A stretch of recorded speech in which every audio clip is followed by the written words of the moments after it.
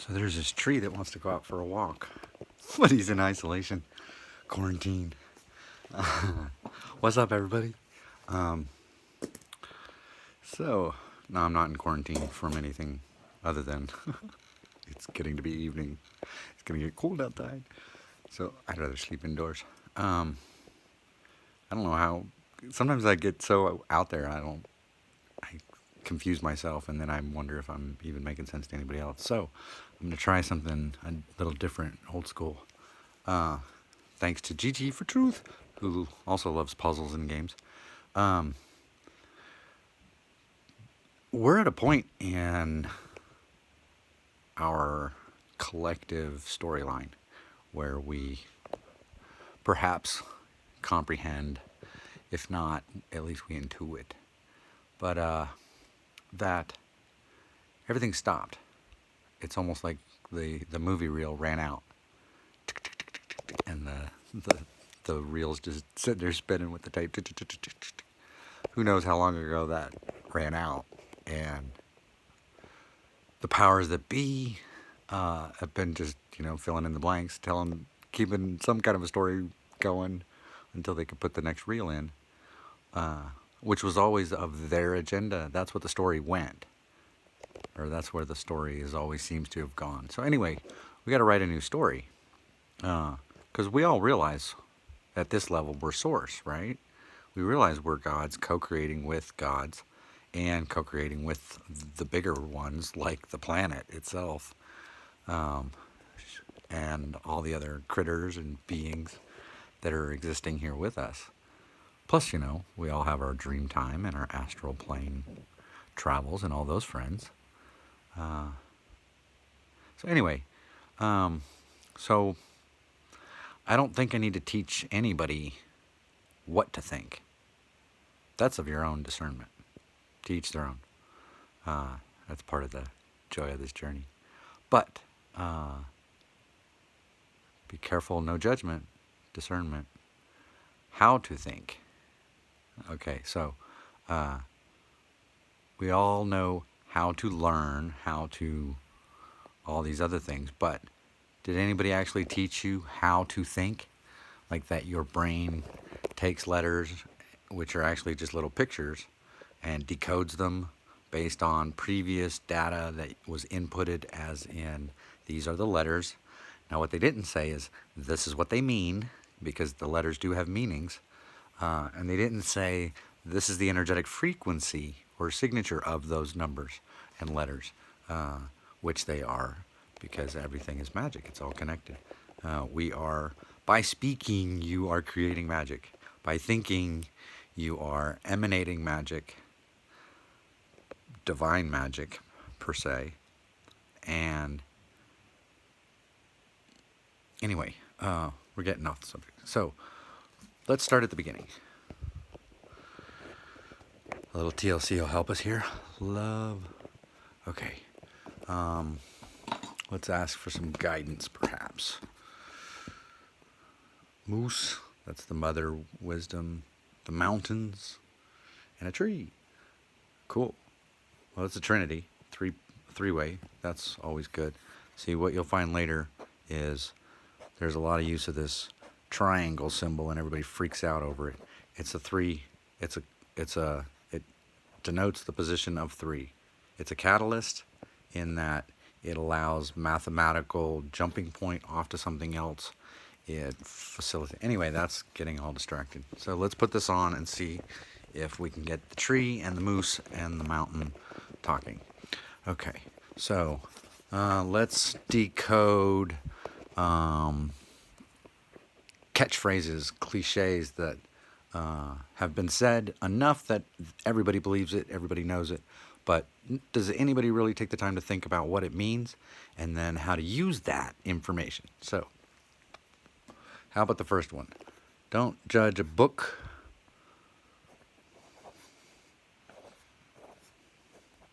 by its cover. Right? We get that. We think we get it. So if we got it, what would it mean? The book's cover could be really pretty, And then on the inside, it could be this insane, crazy story that sends you into nightmares and crap. I doubt this book is going to send us there. Unless maybe, you're not used to sitting in inner peace and enjoying the Tao. Notice D pronunciation for the T letter. It's a neat little trick that Source pulled over on the Unawakened. Okay, so and they pulled it on themselves by by falling asleep while reading. Okay, so let's make this a book. So the B, everything is truth, right? And we're at the source of the tree of knowledge. So being, and then the N, or the K, I mean, is knowing. Okay, so there's being and there's knowing. There's a difference though, right? Okay, so now in between, we could use a catalyst here and make your third eye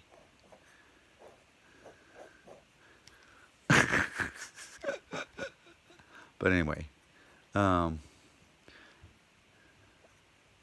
okay, so here's us in between. This is in the awareness.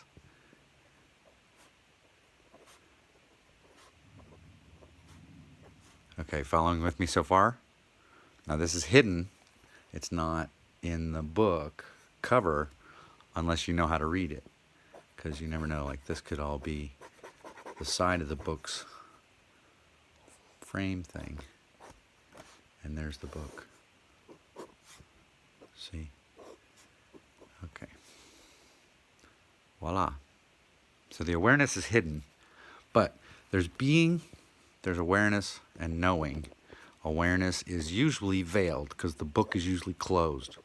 So people jump from where they're at to where they're going and not realize that they've moved or that they haven't moved at all.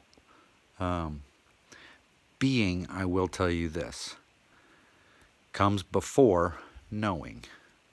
And the only way to get there is awareness of what's going on while you're being that creates the knowingness out of the data. Then we take that knowingness, go back into life, try something different, try something the same that we've always loved or worked on, but try it from a new perspective. We've grown. We see from a higher vantage. Our tree of knowledge has grown. Okay, so now let's break things further, because you can always, once you know you're in divine source, you can be in G. G is going to be God. Okay?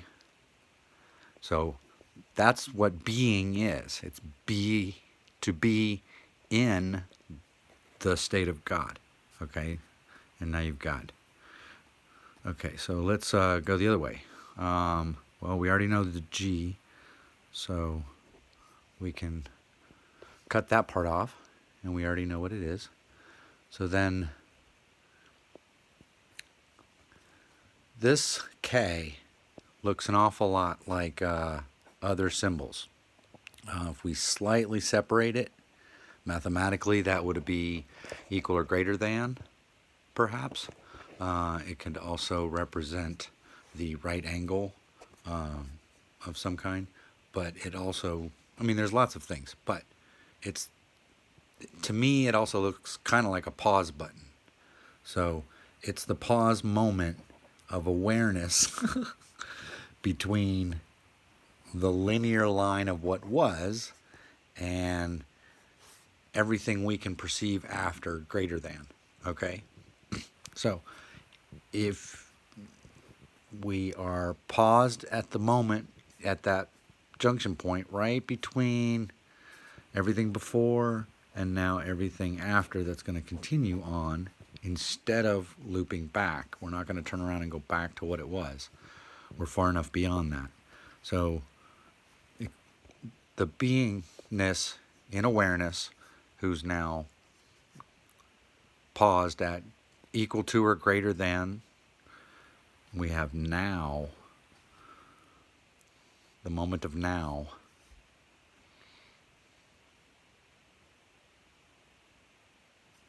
I, God. So at this point, you realize you are God. That's truly the knowingness. To know I, God. You are the I, but the I is not just you. The I is everybody's I. This is what's weird, but this symbol that everybody freaks out over, right? Okay. It's the me, you, and the other that sees the both of us as the me and you, the third person. Sometimes people get stuck and they're talking in the third person, that kind of thing. So anyway, you can make it paused and no, you were not, in which case then you're left with a wig. So if you're not, then somebody else is wearing the wig, pretending to be for you because you're not willing to. Basically, a whole big story's been going on, and now we all get to take back the collective story, each of us being our individual selves authentically, but really staying in awareness of the state of being, not the state of doing. Do it in stillness and calmness until we have read the book. We are the book. It takes both of your eyes between your being and your knowing. It takes both of your eyes together as one eye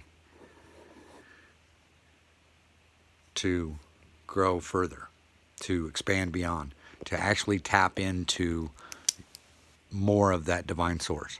And just even sitting with take a simple sentence that you like and break it down and try and decode it for yourself. Trust your intuition. If you have a pendulum, you can use it to help give you clues and such. But it really will help to increase the volume on that inner voice. Because the ones who truly know Source will be the first to make sure they point it out in you every time, or at least as often as they can. Why? Because that's what's more true than any story about me and you. Everything that was ever in my book of who I thought I was turned out to be the first chapter. Right? So I'm maybe now on chapter 5 or 6 because I've lived a couple more lives while I've been alive in this life since the last time when I died in this life. But anyway, that's all a confusing other story. But you are your book. Don't let anybody else... Well, nobody else can write your book, but you can transpose everything that they're telling you to think and then write it for them. But that's manipulation. That's not empowerment. We are one. We are Source. We are each divine and self-empowered to connect to that divinity. And it won't make... We're all together as one God. Collectively, we have that power, which is incredible. 8 billion strong, all comprehending humanity and love. Okay, this is getting long. So, you guys get it? Cool. Love you.